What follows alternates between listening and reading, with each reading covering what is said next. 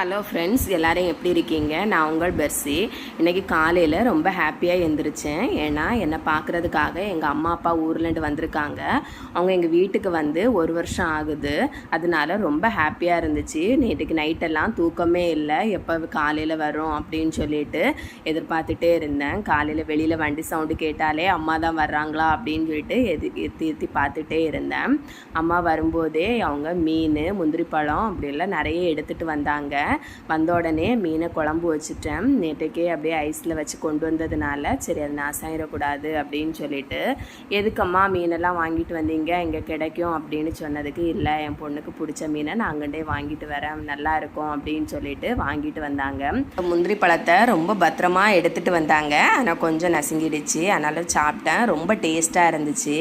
அம்மானா அப்படி தான் பிள்ளைங்களுக்காக அப்படின்னு சொல்லிட்டு தான் எல்லாம் எடுத்து வைப்பாங்க. உங்கள் அம்மா இப்படி பண்ணுவாங்களான்னு